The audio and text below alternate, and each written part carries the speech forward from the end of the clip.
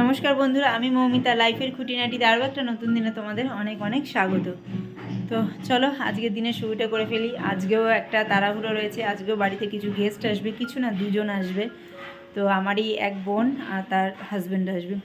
তো সেসব তো পড়েই রইলো, কিন্তু তার সাথে তো দৈনন্দিন কাজকর্ম তো করতেই হবে, সেগুলো বাদ দিয়ে কিছুই করা যাবে না। তো দেখো এখানে এই যে ওয়াশিং মেশিন চালিয়ে দিয়েছি, কারণ অনেক জামা কাপড় হয়ে গেছিলো। জামা কাপড় আর মোটে শেষই হয় না। এই জায়গাটাকে একটুখানি ক্লিন করব। দেখো জায়গাটা কতটা অপরিষ্কার হয়ে রয়েছে। এই জায়গাটা যতটাই আমি পরিষ্কার করি না কেন, সেই অপরিষ্কার হয়েই যাবে। তো দেখি আজকে একটু এই জায়গাটাকে একটু চটপট করে ক্লিন করে নিই, তারপরেই রান্নাবান্নার দিকে যাব।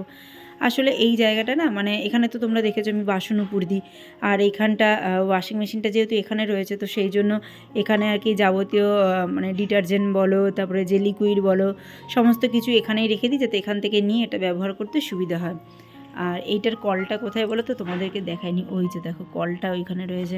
আর এখানে কিছু ওই পা মোছা টোছা যেগুলো আছে আর কি, খুব একটা লাগে না, সেগুলোকে এই সাইডে রেখে দিই, ঢাকা থাকে এই শাটারটার পেছনে। তো চলো এই জায়গাটাকে একটু গুছিয়ে নিই। এখন দেখে রাখছো কেমন আছে, তো চেষ্টা করছি একটু ঠিকঠাক করে গুছিয়ে তোমাদের সামনে নিয়ে আসার। তো যে কোনো জায়গা পরিষ্কার করার আগে মনে হয় সেই জায়গাটাকে আগে খালি করে নেওয়াটাই উচিত, তাহলে পরিষ্কার করতে সুবিধা হয়। তা নাহলে এদিক থেকে ওদিক, ওদিক থেকে এদিক সরিয়ে ঠিকঠাক করা যায় না। তো সেই জন্য আমি এই জায়গাটাকে আগে একদম পরিষ্কার করে খালি করে নিলাম। তারপরে একটা ভেজা ন্যাকড়া দিয়ে ভালো করে একটু মুছে দিচ্ছি, কারণ এখানটা না জল ঢেলে এই মুহূর্তে পরিষ্কার করতে পারছি না, কারণ যেহেতু ওয়াশিং মেশিনটা রয়েছে, তো জলটা ঢালতে গেলে ছিটকে ওয়াশিং মেশিনের গায়ে পড়বে। এখন তাহলে আবার ওয়াশিং মেশিনটাকে সরিয়ে তারপরে গিয়ে জলটা সেইভাবে ঢালতে হবে। তো সেই জন্য একটা ভেজা ন্যাকড়া নিয়ে ভালো করে একটু ডলে ডলে সমস্ত চারপাশটা ভালো করে মুছে দিলাম। আর এই যে দেখো শাখাটা না আমি এই কারণেই পড়তে চাই না। এই কাজকর্ম করতে গিয়ে এত বাধে যে নিজের কাছেই খুব খারাপ লাগে। খালি আতঙ্কে আতঙ্কে থাকি, এই বুঝি কিছু হলো। এই সব চিন্তা করেই কিন্তু বেশ কিছু বছর শাখা পড়াটা বন্ধই রেখেছিলাম। আবার এই যে দেখো কাজকর্ম করতে গিয়ে এদিক ওদিকে এত ধাক্কা গুঁতো লাগছে, খালি আর কি ভয় লাগে। তো যাই হোক, এখন কিছুদিন হাতে পড়ে থাকি, তারপরে দেখা যাবে। তো দেখো এখানে এবার এই যে সমস্ত কিছু গুছিয়ে রেখে দিচ্ছি। আর এই যে সমস্ত ডিটারজেন্ট লিকুইডের এই যা আছে সমস্ত কিছু একটা বাস্কেটের মধ্যে করে তারপরে এখানে রাখলাম। তাহলে আমার মনে হয় জিনিসগুলো এক জায়গায় একটু অ্যারেঞ্জ করে রাখতে পারলাম, যার ফলে জায়গাটা একটু পরিষ্কারও লাগছে। আর এইখানে দেখো সব ব্যাগ ঝুলিয়ে রেখেছি, যেগুলো আমাদের বাজার টাজার করতে লাগে সেগুলো ওখানে ঝুলিয়ে রাখি।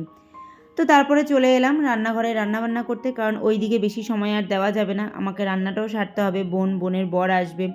তো সেরকম কিছু রান্না করব না, সিম্পলি রান্নাবান্না করব, একটু সবজি দিয়ে ডাল করব, আর বেগুন ভাজবো, আর মাংস করব। তোমাদেরকে এর আগেও আমি বলেছি যে আমি আমার মামাতো মাস্তুতো এই সমস্ত ভাই বোনদের অনেকটাই কাছের। তারা আমাকে যথেষ্ট ভালোবাসে, আর আমিও তাদেরকে যথেষ্ট ভালোবাসি। তো তারা সময় সুযোগ পেলে আমার বাড়িতে আসে, আমিও যাই। ইদানিং মেয়ের পড়ার জন্য আমার যাওয়াটা অনেকটাই কমে গেছে, কিন্তু তারা কিন্তু আমার বাড়িতে প্রায়ই আসে। তাদের বিভিন্ন সুবিধায় অসুবিধায় তাদের মন যখন ইচ্ছা করে তারা আসে, আর আমারও ভালো লাগে ওরা এলে। ওরা আমার থেকে অনেকটাই ছোট, আর বিশেষ করে আমার কর্তামশাইকে তো ওরা ভীষণ ভালোবাসে। যখন আমাদের বিয়ে হয় তখন ওরা অনেক ছোট ছোট। আমার বিয়ের অনেক বছর পর, আমার মেয়ে যখন 3-4 বছর বয়স, তখন আস্তে আস্তে একে একে সবার বিয়ে হয়েছে। তাহলে বুঝতেই পারো যে কতটা ছোট থেকে ওদেরকে আর কি আমরা দেখছি, যার জন্য ওদের প্রত্যেকের সাথেই আমার বলো কিংবা কর্তামশাই বলে একটা বন্ডিংই আলাদা রয়েছে। তো যাই হোক, এখানে দেখো ডালটা সোমবার দিয়ে দিলাম। আমি না মুগ ডালের মধ্যেও সামান্য একটু রসুন দিই, 1-2 কোয়া মতো রসুন দিই। যেদিন নিরামিষ করি সেদিন দিই না, আমিষ ডালের মধ্যে যেদিন ধরো করব চিন্তা করি, তো সেদিন কিন্তু এই ভেজ ডালের মধ্যেও একটু রসুন দিই। তাহলে খেয়ে দেখবে তার স্বাদটা কিন্তু একদমই অন্যরকম হয়। তো এখানে নুন মিষ্টিটাও অ্যাড করে দিচ্ছি, কারণ কতটা নুন লাগবে না লাগবে আমি আগে দিইনি। আমি ডাল কিংবা ঝোলে সবসময় নুনটা একটু পরেই দিই, কারণ কতটা ঝোল রাখবো সেইটা বুঝে আর কি নুনটা দিই, তা না হলে আমার ভীষণ নুন বেশি হয়ে যায় গো। তো ওইদিকে ডালটা হতে হতে মাংস টাংসগুলো ধুয়ে এক সাইডে রেখে এসেছি। রেখে আগে ভাবলাম বেসিনে এই যে বাসনগুলো আছে এগুলোকে আগে মেজে ঘষে উপর দিয়ে যাই। আর এই যে বাসন রাখার যে ঝুড়িটা আছে এটাকেও আজকে ধুয়ে টুয়ে দিয়েছিলাম। অনেক দিন ধরে ভাবছিলাম এখানে এই কাজগুলো করব, কিন্তু হয়ে উঠছে না, যেহেতু এখানে বাসনগুলো উপর দিয়ে জল থাকে আর এখান থেকে ধুলোবালি তো আসেই। তো সেই জন্য এই যে জলটা যেখানে ঝরে আর কি, ওই জায়গাটাও বেশ কাদা কাদা হয়ে গেছিলো। তো সেই জন্য আজকে তাড়া থাকলেও জায়গাটা আর কি পরিষ্কার করে নিয়েছি। তো এখন দেখো কড়াইতে আলুটা রয়েছে, মাংসের আলুটা ভাজছি, আর ওইদিকে মাংসের মশলাটা আর কি দিয়ে নিচ্ছি। এমনি শুকনো মশলাগুলো দিয়ে আমি আগেই ম্যারিনেট করে রেখে গেছিলাম। এখন জাস্ট আদা রসুনটা থেতো করে আর পেঁয়াজটা টমেটোটা এগুলো সমস্ত কিছু আর কি কেটে ভালো করে মেখে একেবারেই বসিয়ে দেবো।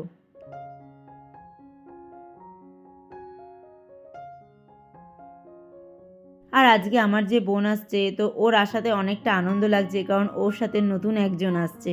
তো সেই জন্য না আমার নিজের কাছেই একটা আলাদাই ভালো লাগছিলো। সত্যি বলতে ওর কাছে আমার যাওয়া উচিত ছিল, কিন্তু আমি বিভিন্ন রকম কাজে বাধা পড়ে ওর পর্যন্ত আর পৌঁছাতে পারিনি। আর সময়ের ঘোরপাকে বলো, পরিস্থিতির ঘোরপাকে বলো, ওকে আজকে আমার এখানে আসতে হচ্ছে। কিন্তু ওর সাথে যে আরও একজন নতুন আছে, তো সেই নতুন অতিথি আমার বাড়িতে আসছে বলে মানে আমার ভীষণ একটা আনন্দ হচ্ছিল। মাংসটা কড়াইতে দেওয়ার আগে খানিকটা পেঁয়াজ আমি আগে দিয়ে দিলাম। ওটা একটু ভাজা ভাজা হতে হতে আমি ওই যা যা দিয়ে আর কি মাংসটা আর কি মাখবো সেইগুলো দিয়ে মেখে একেবারেই বসিয়ে দেবো। পেঁয়াজটা আগে একটু এরকম ভাজা ভাজা করে নিলে না তার যে একটা গন্ধ থাকে, সেইটার জন্য কিন্তু মাংসের টেস্টটাও পাল্টে যায়। তো টমেটোটা প্রথমে কাটতে ভুলে গেছিলাম, তো সেই জন্য পরে কেটে ভালো করে একটু মেখে নিচ্ছি। আর হাত দিয়ে এই মাংস টাংসগুলো মানে মেখে দেওয়ার যে স্বাদ, সেটা কিন্তু আলাদাই হয়।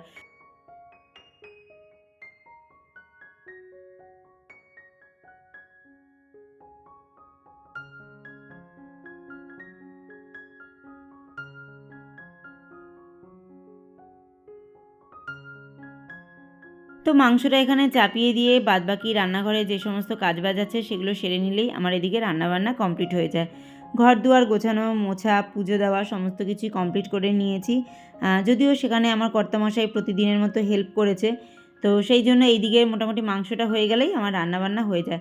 সবসময় চেষ্টা করি বাড়িতে কেউ আসলে তার আসার আগে সমস্ত কাজকর্মগুলো কমপ্লিট করার, তাহলে তাদের সাথে খানিকক্ষণ গল্প করে ভালো মন্দ সমস্ত কিছু মানে থাকে, সুখ দুঃখ অনেক দিন পর দেখা হলে যেটা হয় না মানুষের সাথে কত রকম কত কথা জমে থাকে, তো যাতে সেই জায়গাটা আর কি সময়টা কাটাতে পারি, তাদেরকে সময় দিতে পারি। তো সেই জন্য সবসময় চেষ্টা করি যেই আসুক না কেন আমার বাড়িতে আমি সবসময় আর কি রান্নাবান্নাটা আগে করে রাখার চেষ্টা করি। তো এখন দেখো এই বেগুনগুলোতে একটু মশলা মাখিয়ে রাখবো, কারণ এগুলো এখনই ভাজবো না, এগুলো গরম গরম ভাজবো। তো আমি এই লম্বা যে বেগুনগুলো আছে না, সবসময় একটু মশলা দিয়ে ভাজি। একটু ধনে গুঁড়ো, জিরের গুঁড়ো, লঙ্কার গুঁড়ো, হলুদ, নুন, মিষ্টি সমস্ত কিছু দিয়ে এটাকে একটু ম্যারিনেট করে এখন রেখে দিচ্ছি। পরে আর কি ওরা আসলে খেতে বসার আগে তখন গরম গরম ভেজে দেবো। আর এইরকম লম্বা লম্বা বেগুন কিন্তু ডাল দিয়ে খেতে কিন্তু বেশ লাগে। আর দেখো এখানে আমি একটুখানি তেলও নিয়ে নিচ্ছি। আসলে কি বলতো, তেলটা থাকলে একটু চিপচিপে ভাবটা হয়ে যায়, তো যে কোনো জিনিসই আর কি গায়ে লেগে থাকতে আর কি ভালো হয়। তো সেই কারণেই আর কি একটু তেল নিয়ে নিলাম, নিয়ে ভালো করে আর কি মশলাগুলো বেগুনগুলোর গায়ে ভালো করে মাখিয়ে দিচ্ছি।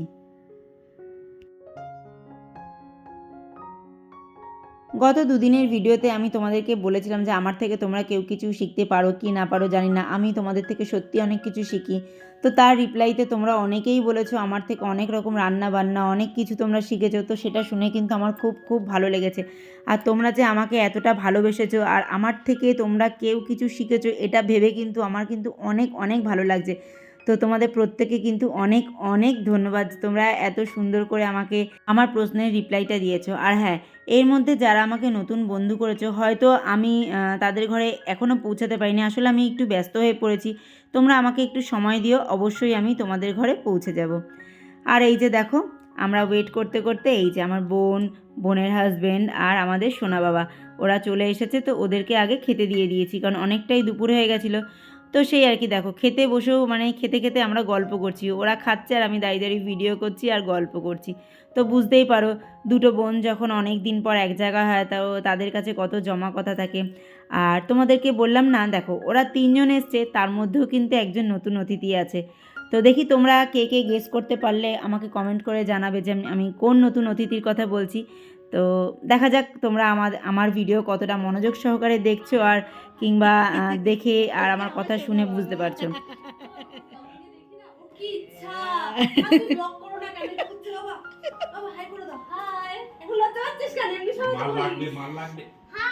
হাই না, আগের দিন রিয়া ছিল বলছে হাই, এবার আমি বলছি বলছি আমার ছেলে বিশাল